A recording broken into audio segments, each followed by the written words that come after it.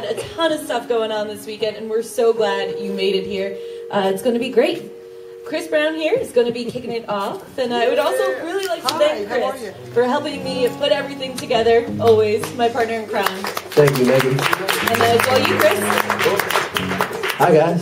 Glad to be here. Thanks for having us. I'm going to play a few songs for y'all. So I got the idea to do the Songwriter Circle from a friend, Jo Smith. She's a Nashville country artist. We played a show together at Christmas time last year, and she was bouncing between Asbury and Nashville a lot. And so I reached out to Megan because she also knew Jo. And so we just thought the collaborative energy of the Songwriter Circle is a really cool way for people to experience music. In fact, I think everyone who's playing the Circle today, none of you have ever played a Songwriters in the Round, correct? So it's very free form.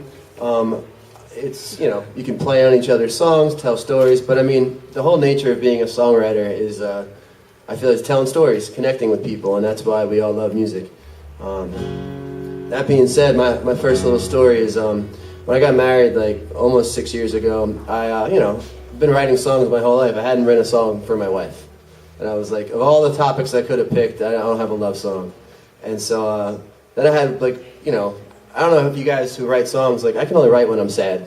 You know, if I'm unhappy or pissed off or, like, angry, it's just, that kind of emotion is what prompts creativity.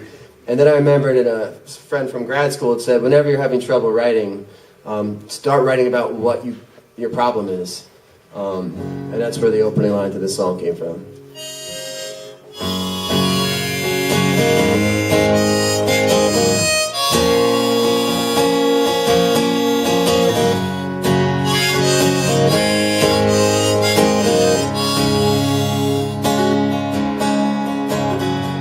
Don't know if I told you I don't write much when I'm happy. Guess that I'm feeling more clever when I'm sad. Now that I find myself always around you, it's easy to see life ain't so bad. As long as I've known you, you've always been crazy. You've always had the kindest smile. Oh, why you never cease to amaze me. My freedom, magnolia, I love you till the day I die. Oh, oh, oh, that I knew the hardest part was over on the day that I found you.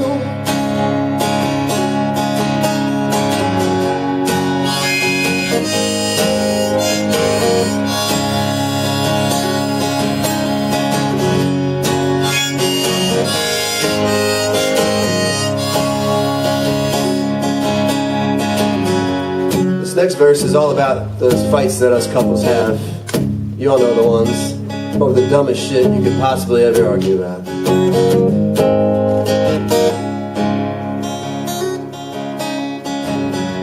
I know we've both done our share of complaining,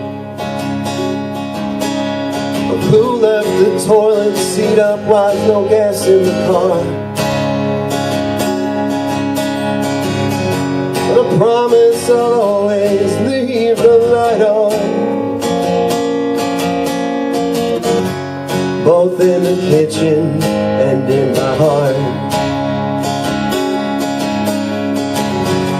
It's never a question if you'll put me first. Promise that I'll try to do that the best that I can. I love you when you're crazy, I love me when I'm a bastard.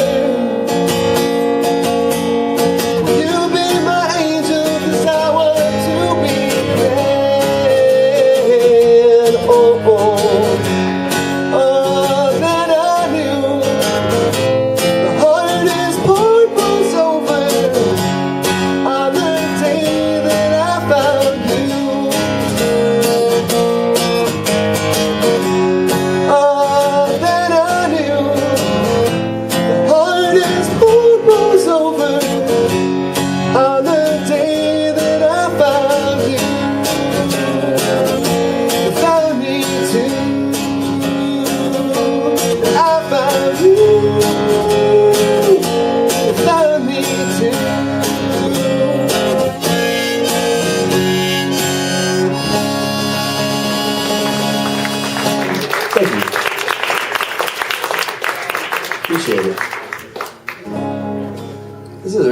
crowd. Thanks for everyone for coming by.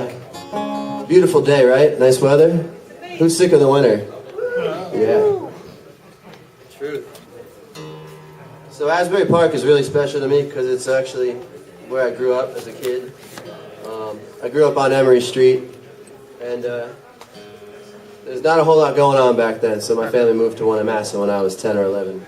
But it's always been home, and I spent all my youth coming to shows here at the skate park and the old casino building and the Pony. And so I feel like we all have a connection to this city, and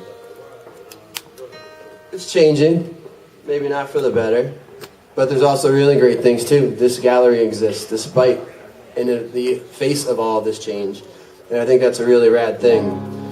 When I was living on Madison, my wife and I had an apartment that overlooked Bond Street, and that's where I bartended for a long time.